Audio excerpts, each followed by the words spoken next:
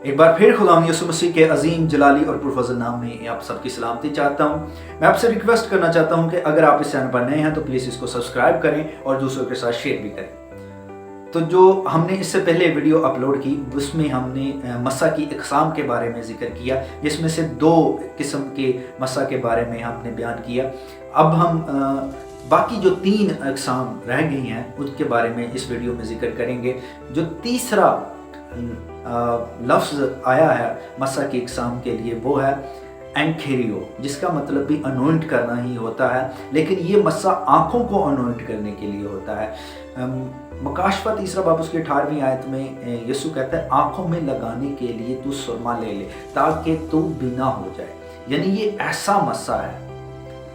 यहाँ पे जो लफ्ज़ आया है ना लगाने के लिए, इसका मतलब है अनोइंट करने के लिए, यानी आँखों को अनोइंट करने के लिए यीशु ये कह रहा है कि मुझसे सुरमा ले जिससे तेरी आंखें खुल जाएं और तू देखना शुरू कर दे। और यिर्मयाह के 4 बाब में भी इस मसा के बारे में बात होती है कि मुझसे आँखों में लगाने के लिए सुरमा ले ताकि तू खूबसूरत हो जाए। मैं आपसे ये बात करना चाहता हूँ कि ये ऐसा मसा है जिसका जिक्र यीशु मसीह कर रहे हैं। इससे आपकी रूहानी बसीरत जो है वो आ जाती है, आप रूहानी तौर पर आपकी आंखें खुल जाती हैं, आप रूहानी चीज़ों का तजर्बा करना शुरू कर देते हैं, आप आँखों से रूहानी चीज़ों को देखना शुरू कर देते हैं। इसकी मिसालें हमारे कलाम मुक़द्दस में बड़ी पड़ी हैं। जब सैमुएल के दौर में वहाँ पर एक जंग में बहुत ज़्यादा लोग होते हैं, तो वहाँ पर लोग ये कहते हैं कि सैमुएल ये हमसे ज़्यादा हैं, तो लेकिन सैमुएल वहाँ पे कहता है कि चुपचाप खड़े रहो क्योंकि जो हमारे साथ हैं इनसे ज़्यादा हैं। और तब सैमुएल जो है उनकी आंखें खोलता है और इस अनॉइंटिंग के सबब से, और वो देखते हैं अपने इर्द गिर्द, वो फरिश्तों को देखते हैं जो लाखों की तादाद में उनके साथ खड़े होते हैं। ये अनॉइंटिंग की तीसरी किस्म है। अगर आप विजन्स के बारे में थोड़ा सा जानना चाहते हैं तो इसके बारे में पहले ही मैं जिक्र कर चुका हूँ, तब आप इस बात को थोड़ा समझ पाएंगे। फिर आप इस मैसेज को सुने, आपको ये समझ भी आ जाए कि ये अनॉइंटिंग कहाँ से आती है। तो अगर आप उसको देखना चाहते हैं तो उसका लिंक मैंने डिस्क्रिप्शन में दे दिया है, वहाँ से जाकर देख सकते हैं। चौथा लफ्ज़ जो अनॉइंटिंग के लिए इस्तेमाल हुआ है, जहाँ चौथी किस्म जो अनॉइंटिंग की है वो है इफ़खैरियो। इसका मतलब है कि भी ये जो जिस्मानी आँखें हैं ये आ जाना, जिसका जिक्र हमें यूहन्ना की अंजील में मिलता है, जहाँ पर यीशु मसीह मिट्टी को सानते हैं और उस अंधे की आँखों में लगाते हैं। दरअसल ये कोई आम अंधा नहीं था कि भी इसकी बनाई चलेगी है, बल्कि इसकी जो आई बॉल्स हैं, ये जो आँखों में होते हैं, ये आई बॉल्स ही नहीं थे। तो यीशु मसीह वहाँ पर ज़मीन पर थूक कर मिट्टी को सान रहे हैं, फिर जब लगा रहे हैं ना, तो जो लगाने के लिए लफ्ज़ आता है वो एफ़खैरियो है, जिसका मतलब है अनॉइंट कर देना।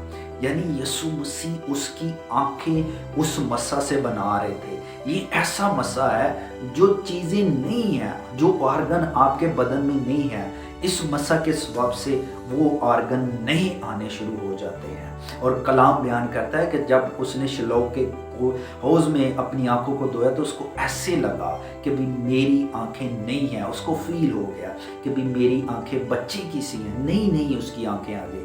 तो मैं एक खादम की गवाही सुन रहा था, वो दुआ कर रहा था किसी शख्स पर के ऊपर, और उसके जो गुर्दे थे वो फेल हो चुके थे। तो उसने दुआ की कि खुदावंद मैं चाहता हूँ कि तू इसके नए ऑर्गन्स डाल दे, ये गुर्दे नए डाल दे। तो उसके गुर्दे नए आ गए थे, और वो जब चेक करवाए गए तो उन्होंने कहा कि किसी ने नए और अभी जैसे डोनेट किए हों, ताज़ा डोनेट किए हों, वैसे गुर्दे उसके आए जब उसके टेस्ट किए गए। तो ये जो खुदावंद यीशु मसीह है हमारा, ये कल भी वो काम करता है, आज भी करता है, लेकिन हमें समझने की कोशिश भी करनी ये चाहिए कि भी वो किस तरह काम करता है। ये वो अनॉइंटिंग है, एफ़खैरियो।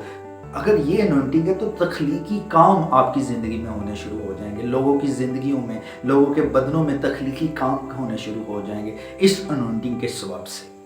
और 5वीं किस्म जो मसा के लिए बाइबल मुक़द्दस में आई है वो है खरमीसा। یہ ایسا مسا ہے، ایسی انوائنٹنگ ہے، یہ خاص انوائنٹنگ ہے ایمانداروں کے لیے، وہ جو مسیح کے پیروکار ہیں، جو خداوند یسوع مسیح کی پیروی کرتے ہیں، ان کے لیے یہ خرمیثہ ہے، یہ مسا ہے، یہ اس سے انوائنٹ کیے جاتے ہیں، اور یہ خداوند یسوع مسیح کے وسیلہ سے انوائنٹ کیے جاتے ہیں، اور یسوع مسیح ان کو یہ مسا دیتا ہے، روح القدس کی قدرت کے ثواب سے یہ مسا ان کے اوپر آ ٹھہرتا ہے، اور وہ جب ہم یوحنا کا پہلا خط اس کا دوسرا باب 29ویں آیت کا مطالعہ کرتے ہیں تو وہاں پر لکھا ہے یہ مسا سچا ہے جو تمہیں سب باتیں سکھاتا ہے اور مخالف مسیح کی پہچان کرواتا ہے۔ یعنی اس مسا میں بہت ساری نعمتیں چھپی ہوئی ہیں ایمانداروں کے لیے۔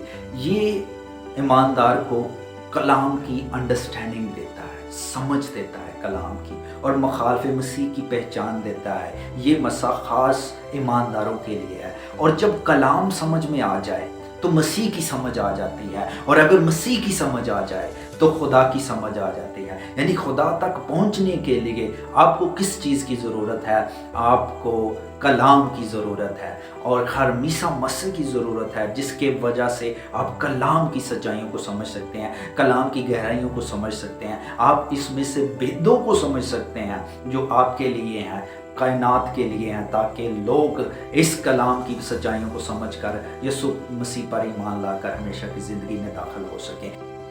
یہ 5 قسم کی اقسام ہے مسا کی، جس کا ذکر ہم نے پہلی ویڈیو میں کیا اور اس ویڈیو میں کر رہے ہیں۔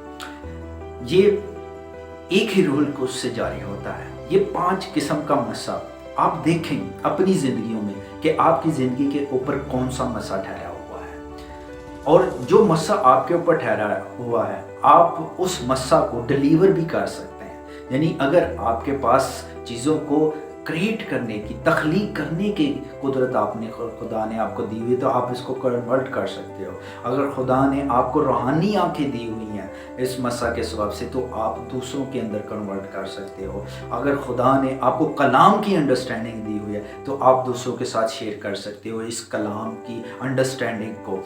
میں یہ کہتا چاہ رہا ہوں کہ اگر اس مسا کی سمجھ آپ کو آ جائے تو آپ خدا کی بادشاہی کے لیے بڑا کام کر سکتے ہیں۔ ضرور دیکھیں آپ کے اوپر کون سی انوائنٹنگ ہے اور اس میں موو کرنا شروع کریں۔ Thanks for watching this video. تو ملتے ہیں اپنی نیکسٹ ویڈیو میں۔ God bless you.